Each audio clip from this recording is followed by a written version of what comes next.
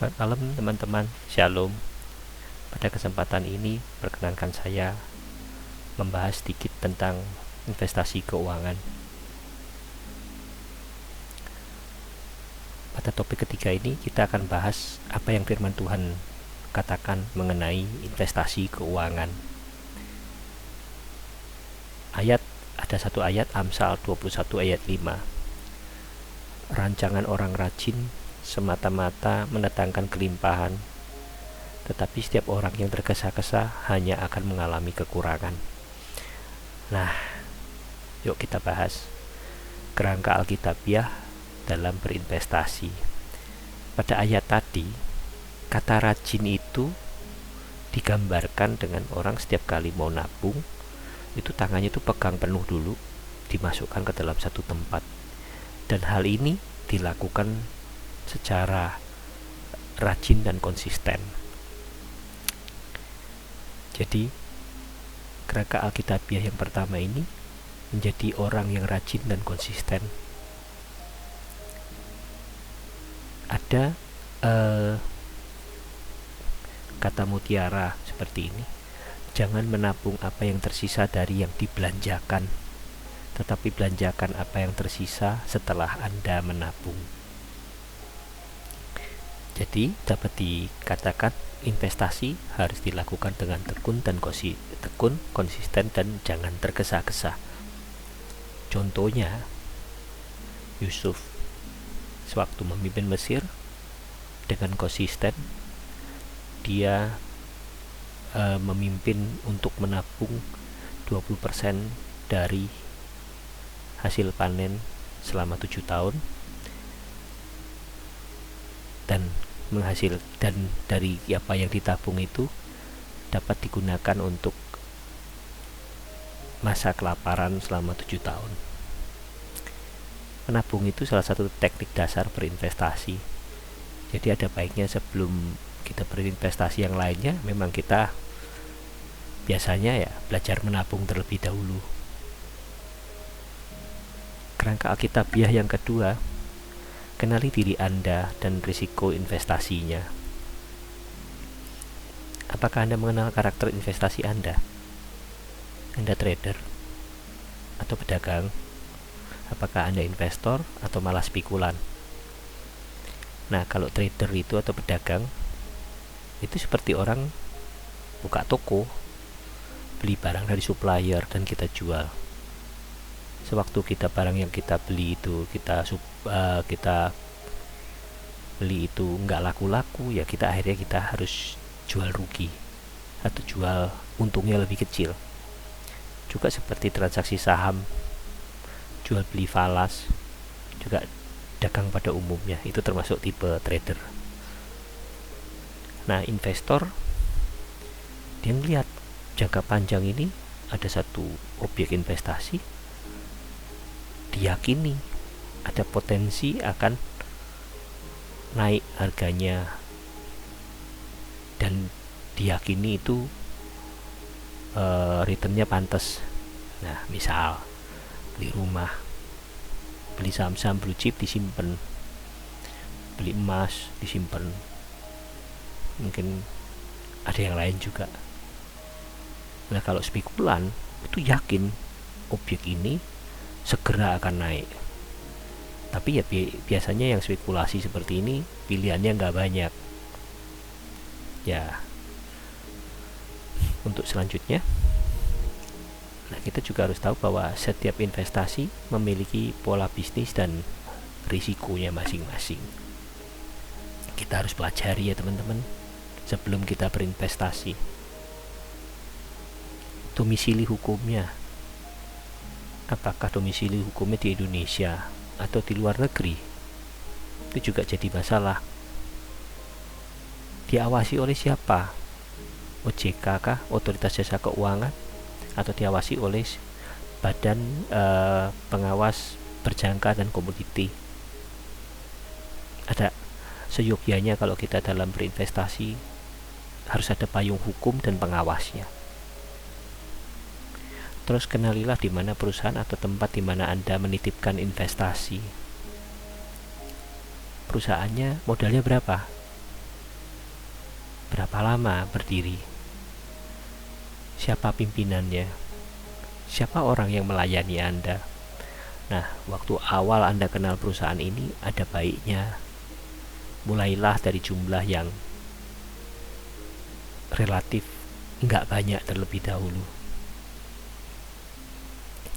Dalam investasi, high risk, high return, low risk, low return, no pain ya no gain.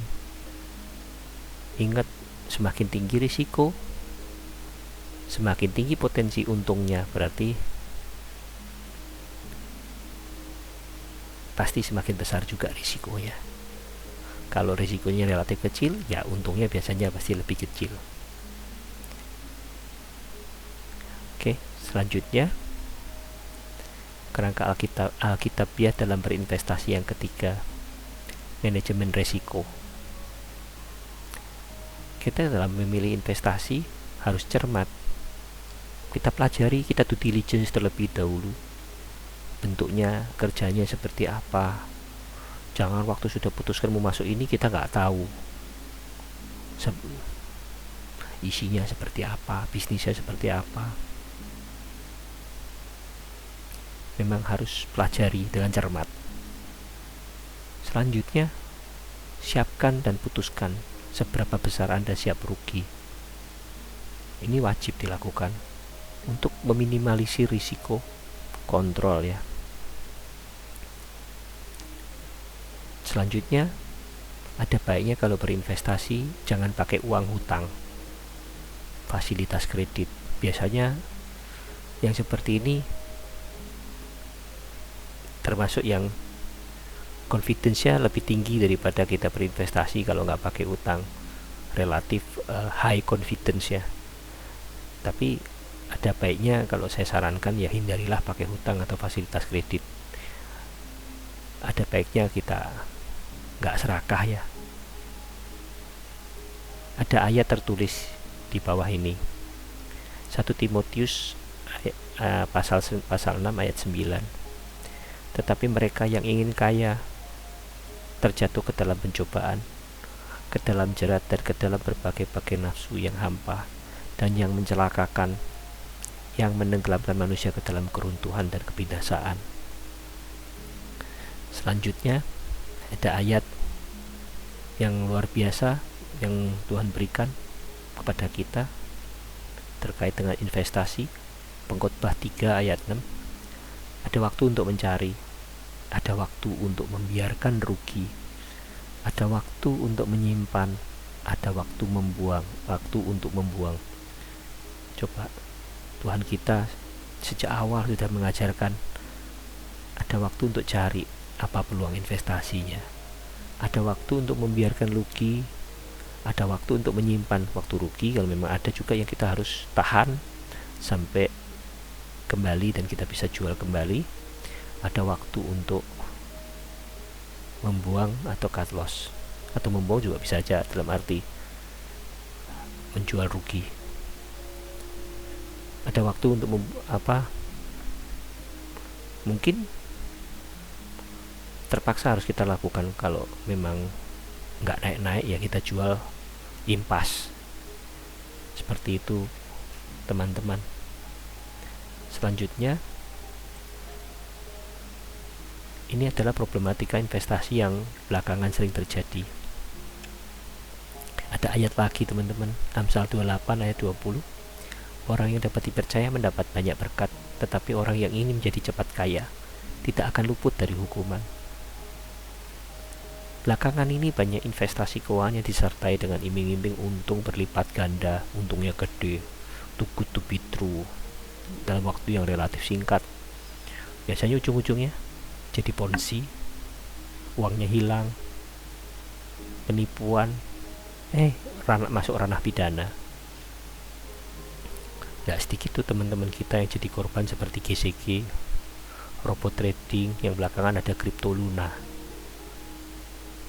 Terus yang kedua, kita waktu masuknya kecil, untung, tapi ruginya gede waktu pakai uangnya relatif lebih besar.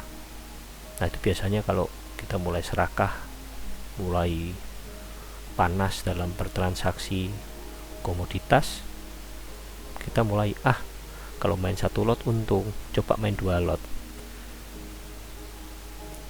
Setelah main 2 lot masih untung, akhirnya coba main 10 lot. Akhirnya coba 100 lot, kalah.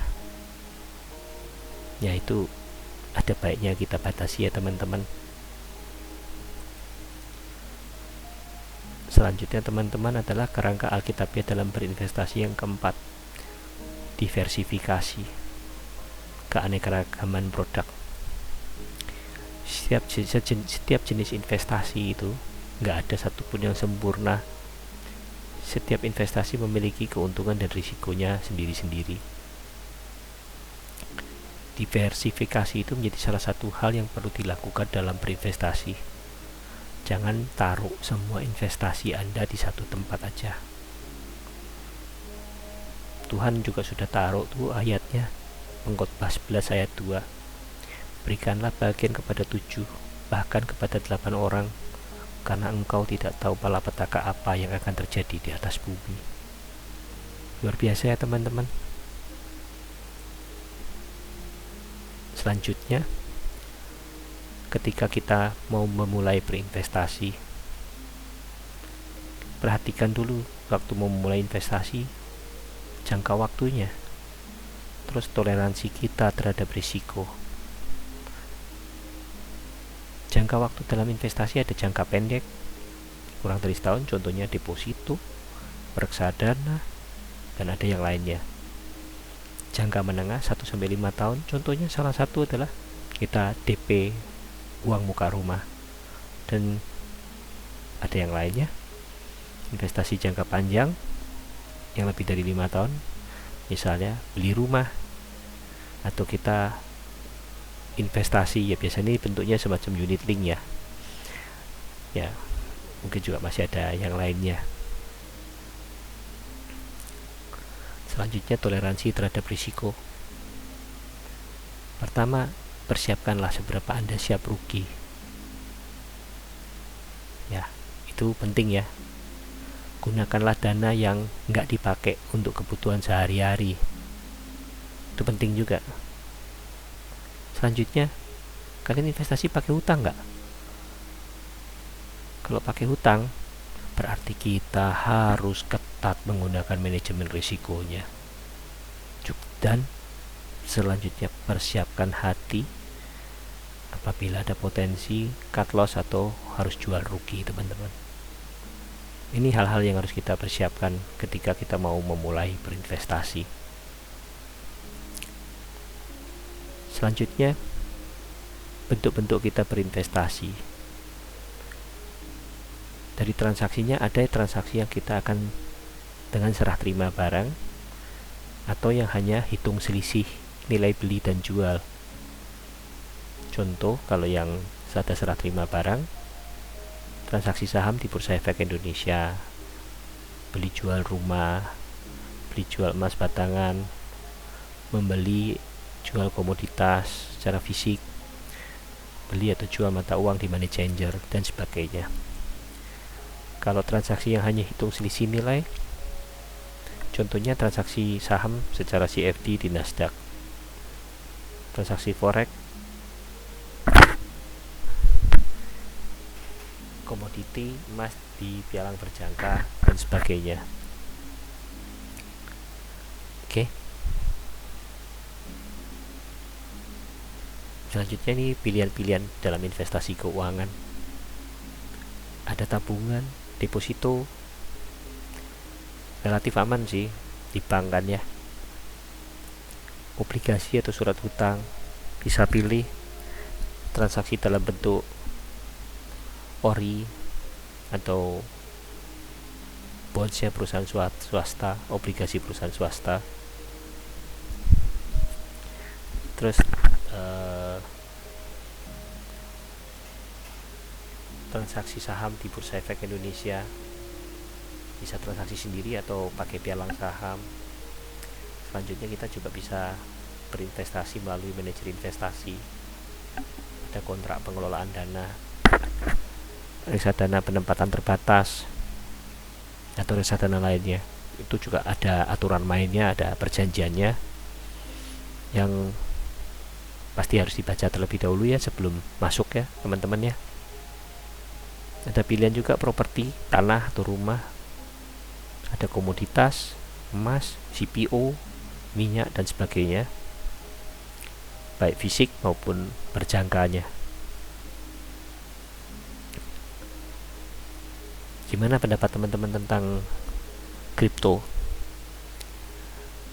Kalau saya ditanya saat ini, saya mungkin lebih menyarankan hindari kripto karena belum ada underlyingnya teman-teman. Selanjutnya Matius 25 ayat 14 sampai 15. Ayat ini tertulis Tuhan Yesus yang ngomong sendiri ya. Sebab hal kerajaan surga sama seperti seorang yang mau bepergian ke luar negeri, yang memanggil hamba-hambanya dan mempercayakan hartanya kepada mereka. Yang seorang diberikan 5 talenta, seorang lagi 2, seorang lain lagi 1, masing-masing menurut kesanggupannya, lalu ia berangkat.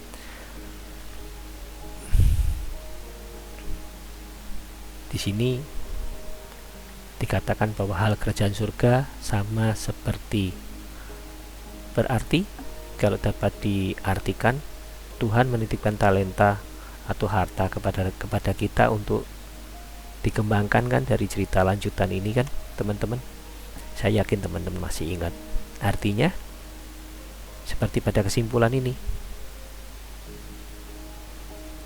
firman Tuhan tidak mengatakan menjadi kaya itu salah, selama kita dapat jaga sikap yang benar atas kekayaan yang Tuhan titipkan kepada kita.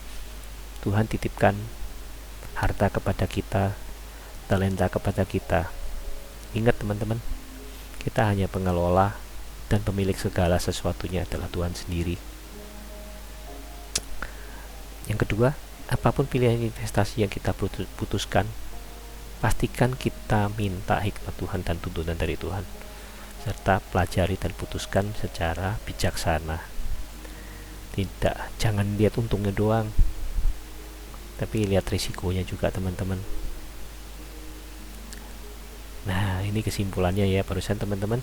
Nah, selanjutnya kita akan diskusi bagaimana pendapat Anda tentang investasi keuangan. Perlu nggak? Terus yang kedua, instrumen investasi apa yang paling cocok untuk Anda? Yuk, demikian ini yang bisa saya sampaikan. Terima kasih. Tuhan Yesus memberkati.